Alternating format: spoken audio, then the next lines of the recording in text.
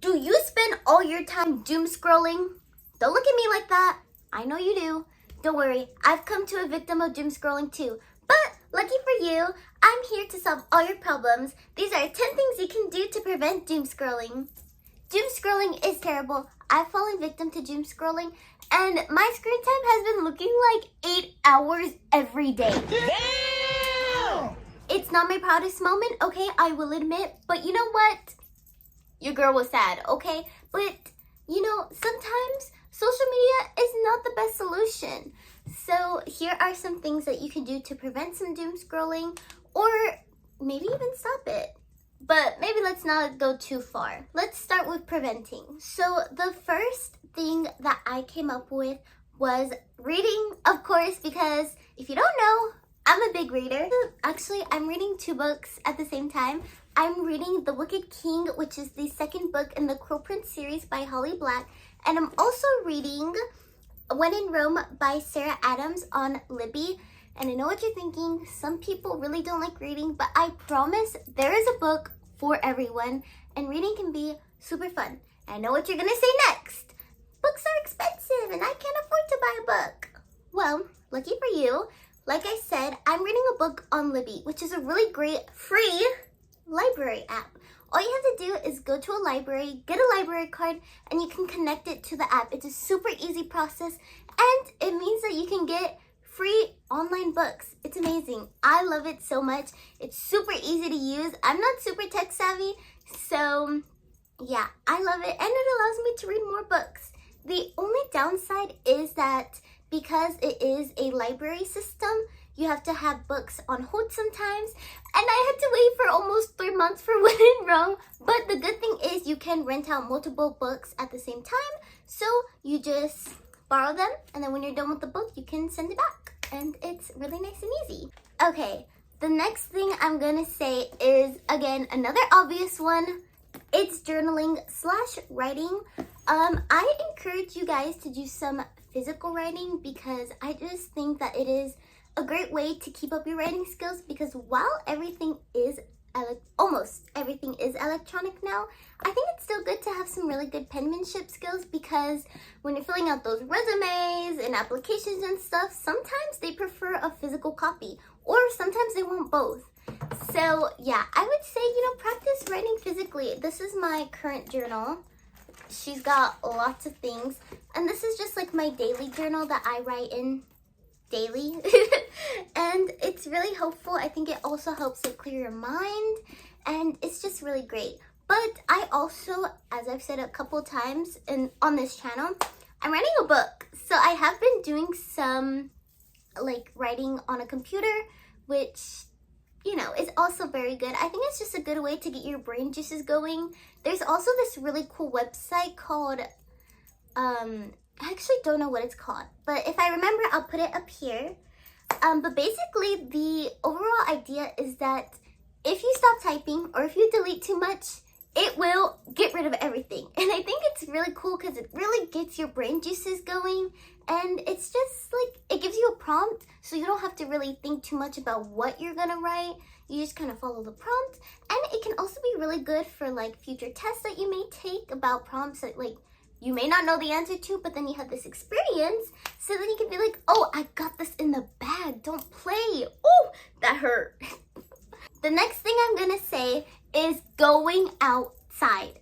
Get some movement going, get those gains. Okay, yeah, I'm not very muscular, but, go outside, take in the fresh air, touch some grass.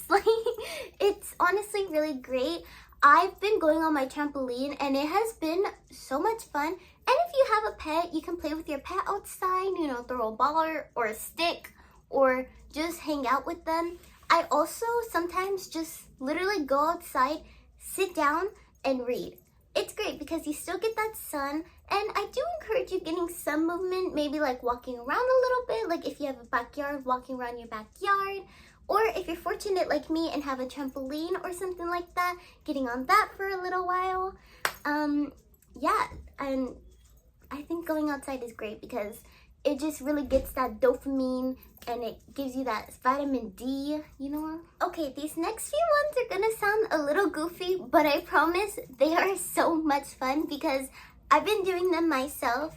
The first, or I guess, what is this? The third thing that I'm recommending? I don't remember. When I'm editing, I'll be able to keep track, but I think this is the fourth, actually. The fourth thing I'm going to recommend doing is having a little fashion show in your room.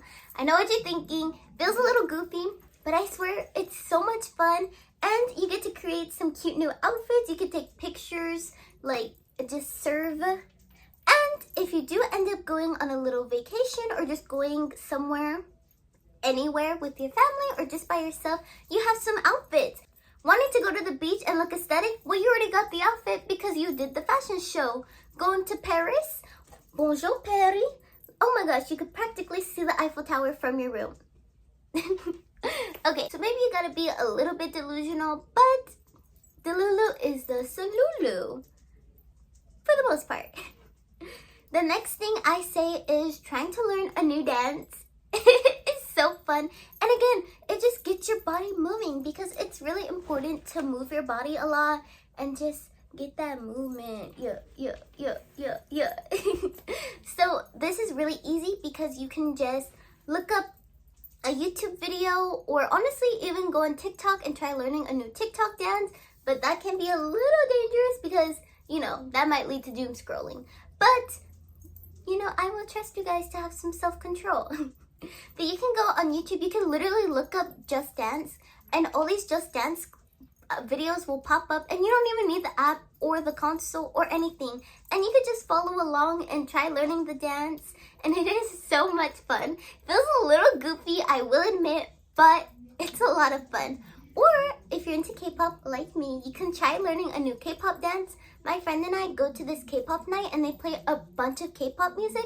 So I've been trying to learn some K-pop dances, although they're really hard. And honestly, they're basically a workout because, oh my gosh, I break out into a sweat every single time I try learning one of them. They are not easy, especially boy groups. Ooh, girl, not easy, but very fun. Okay. The sixth thing that I have is making phone charms or just like little keychains. Here are some of the ones that I've made. Super cute. Now this one, you do unfortunately have to buy some things, but you can find some really cheap items. For example, the string that I use, it's from Dollar Tree, so you can get a 3-pack of string for about $1, maybe $2. We'll say $2 because in this economy, but about $2. And you can also buy beads from Dollar Tree, which again will be about $2. So you're spending maybe around $5 or $6 for those things. And you can make these because you don't really need much else. Now, I'm extra and I like to add these little charms. And these charms can be a little bit more on the expensive side. They come in really big packs, but you'll also need to buy like pliers to kind of like take apart the O-rings that you need to buy. But honestly, the little charms aren't essential because even without them, this is super cute. But it's just a really fun, mindless activity. And I love seeing the end product because look at how cute they are. I'm obsessed with them. And it just adds a little personality to literally anything and everything. The seventh thing that I have is painting. I love painting so much. I spent almost the entire day painting something. But yeah, I had this vision of painting a little fairy house because as I said, I've been reading The Wicked King. So my mind has literally been in fairyland. But also, I just love fairies and everything magical. So I thought it would fit my room just perfectly. And I'm really proud of it. And again, it took pretty much all day because you have to paint and then wait for it to dry and then paint again. And I know sometimes that process can get a little repetitive, but I promise it is so much fun. Again, you will need to buy some things for this, like a paintbrush or two. Most paintbrushes do come in a set though, and I'd say they range from about, like cheap ones you could get for maybe $8, If you want to get some really expensive ones, that's your choice, but I use some pretty cheap ones. I think I got my paintbrushes for about $6, so not terrible. I got them from Didi's. I love Didi's. And then some canvases, you know, you can buy those also from Dollar Tree, I believe. I also got mine from Didi's. They have some really good deals where there's like a 3-pack and you can buy them for about $2, sometimes $3, or they'll have like 6 packs for like $5, so it's not bad. Or you can find some old clothes that you're not gonna wear or don't really want to like wear anymore and want to give a second life. You can paint on those. If you have like a canvas bag just laying around, you can paint that. You can honestly paint on anything and everything with your parents' permission, because I'm not going to support anything bad, okay? No vandalizing, okay? No vandalizing. But, you know, you can paint a few things here and there. Like it because while you're painting, you can put on a nice movie and just watch a movie while you're painting. I was watching Ella Enchanted while painting my fairy house just to really set the vibe, you know, really match the energy, and it was so much fun. We are nearing the end of our list. So I think this is the 8th thing that I've recommended is doing your nails. Now I have very long natural nails. I did chip one, which broke my heart, but it's okay. We're not here to talk about my nail dying. We're here to talk about doing them. Now I have a lot of nail polish, and nail polish, it depends. It can be a little bit pricey. If you get some cheaper ones, they can be fairly affordable. Sometimes you can find really good packs, but I think it's really fun to do your nails because you can add some character to them. You can learn how to get better at doing nail art and maybe like advance and like turn it into something that you really, really love. And I don't know, I just think doing nails is super fun, especially for the summer, because you could have super cute nail designs and bright colors. Okay, the next thing is having a photo shoot. Now, I've had my fair of at-home photo shoots, and I can tell you, they are always very, very, very fun. I like to doll myself up, do my hair, sometimes put on a wig, do my makeup all extravagant, put on a cute outfit, and literally just pose in front of any blank wall that I find. Or I'm also lucky, my mom has like this little photo shoot thing that I also use sometimes, but you don't need that to have one. You can literally just stand, you could be right here like where I am in your room and just be taking pictures like, those are my personal favorite poses.